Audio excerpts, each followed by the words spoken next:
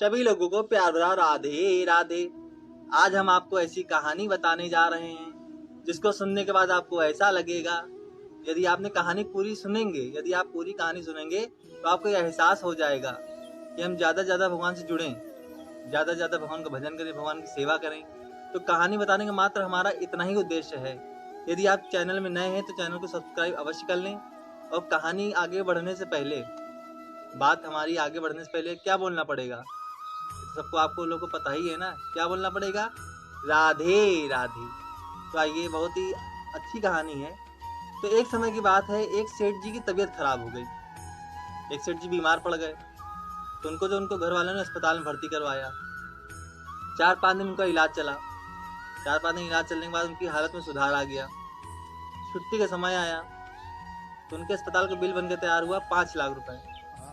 जब 5 लाख रुपए बिल बनकर तैयार हुआ तो जब छुट्टी हो रही थी, वो तो वहीं बैठे थे, सब देख रहे थे कितना खर्चा आ रहा, कितना नहीं आ रहा। तो उन्होंने अपने लड़के से कहा, जरा बिल मेरे हाथ में लाओ, मैं बिल देखूंगा बिल कितना आया है। तो उन्होंने अपने लड़के से जो अस्पताल का बिल मांगा। लड़के ने जो है मना किया, नहीं आप मत देखिए, ऐसा ना हो पिताजी को टेंशन हो जाए। मगर वो नहीं माने, उन्होंने जिद की, नहीं तुम हमको बिल दिखाओ, तुम बिल हमको जरूर दिखाओ। तो लड़के ने कहा चलिए ठीक है। लड़के ने दिखाया। डॉक्टर भी वहीं मौजूद थे।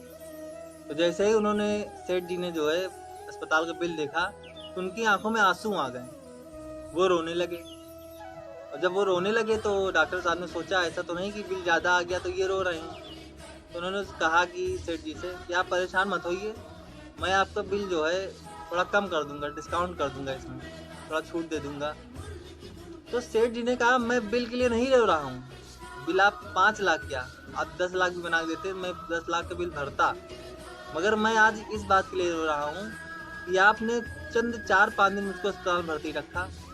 मेरी सिर्फ सेहत में सुधार नहीं था, सुधार भाई आपने मेरी सेहत में सुधार किया, इसकी वजह से आपने मुझसे 5 लाख रुपए ले लिए। ये मैं जो 60-65 वर्ष का हो चुका हूँ, ये मेरी सांसें चल रही है तो मेरी प्रभु की दी हुई देन है। मतलब इतने सालों से प्रभु मुझको जिंदा रखे हैं, प्रभु मेरे शरीर में श्वास दे रहे हैं, मैंने आज तक उनका कोई बिल ही नहीं भरा और आपने 4 दिन में 5 लाख रुपए मुझसे ले लिए। तो मैं इस बात के लिए रो रहा हूँ कि प्रभु की दी हुई सांसें हैं, प्रभु का दिया हुआ शरीर है, प्रभु हमारा शरीर चला रहे हैं, हम उनके लिए क्या करते हैं? कुछ करते ही नहीं है। हम उनके नाम का स्मरण तक नहीं करते, याद तक नहीं करते, क्योंकि हम इतना अपने कार्यों में व्यस्त रहते हैं। हमको सिर्फ ये काम, वो काम, ऐसा काम, ऐसा, मतलब दिन भर हम संसारिक कामों में लगे रहते हैं और भगवान के नाम का स्मरण करते ही नहीं है। तो मैं सिर्फ इस बात के लिए रो रहा हूँ, जिंदगी में हम कितने बिल भरते हैं।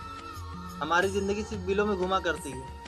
आज बत्ती का बिल, कल बिजली का बिल, कल स्कूल की फीस का बिल, कल मकान के किराए का बिल, अस्पताल का बिल, यहाँ का बिल, वहाँ का बिल, कितने बिल। हमारी जिंदगी जो है बिलों से भी घूमती हुई है।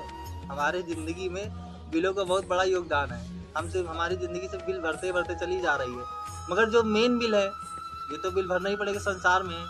मगर एक बिल और है, प्रभु का बिल। भाई हम कोई भी काम हुआ, हमने बिल भर दिया, बिल भरते कि नहीं भरते हैं? तो वैसे प्रभु का भी बिल होता है। प्रभु का बिल क्या, वहाँ आपको धन नहीं देना है। प्रभु के बिल भरने में आपको धन नहीं देना, आपको मन देना है। आप मन से भगवान को याद करें, मन से भगवान की सेवा करें और मन से भगवान के नाम का स्मरण करते रहें। यही करने से प्रभु जो है संतुष्ट हो जाएंगे। वो भी सोचेंगे हाँ, हमारा बच्चा हमको याद कर रहा है, यही हमारे लिए बहुत बड़ी बात है। धन की जरूरत यहाँ है, धन की जरूरत वहाँ नहीं, वहाँ सिर्फ मन की जरूरत है, सच्चे मन की। यदि आपने सच्चे मन से ईश्वर को पुकारा, ईश्वर अवश्य हमसे प्रसन्न होंगे। तो इसी के साथ संसारिक बिल भरते रहिए, उसमें तो कोई वो नहीं, संसार में बिल तो भरना ही पड़ेगा। मगर प्रभु का भी बिल भरें।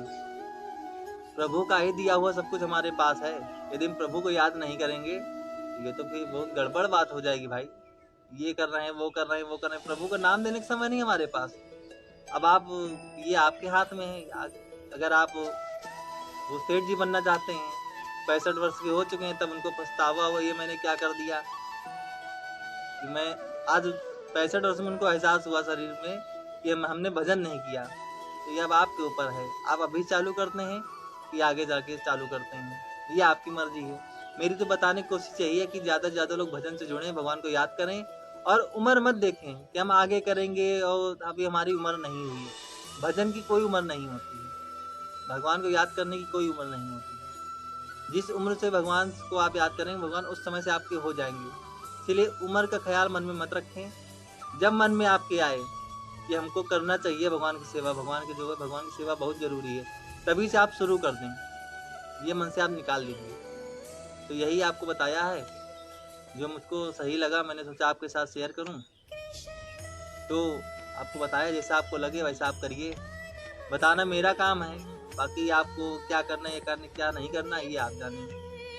मैं तो यही सोचता हूँ कि ज़्यादा से ज़्यादा लोग भगवान से जुड़े तो वैसे भी हैं, हमारा संपर्क तो वैसे ही भगवान से, ऐसा नहीं संपर्क नहीं है। हम सभी लोग भगवान की पूजा करते हैं, भगवान को याद करते हैं, मगर थोड़ा और ज़्यादा। जैसे हम कहते नहीं हमारे पास थोड़ा धन आया तो हम और ज़्यादा के लिए कितना प्रयास करते हैं, ऐसा क्या करें थोड़ा और आ जाए, थोड़ा और आ जाए। तो वैसे ही भगवान के नाम को ये तो हम लोग याद करते हैं, पूजा करते हैं, वैसे ही भगवान के नाम को भी थोड़ा और ज़्यादा, जैसे हर चीज़ों में हम जो है इच्छाएं रखते हैं थोड़ा और मिल जाए, थोड़ा और मिल जाए, वैसे ही भगवान के नाम की सेवा और बढ़ाइए। फिर देखिए जीवन में आनंद कैसा होता है, कि जब आप करेंगे तो आपको खुद एहसास हो जाएगा। तो इसी के साथ क्या बोलना पड़ेगा, राधे राधे।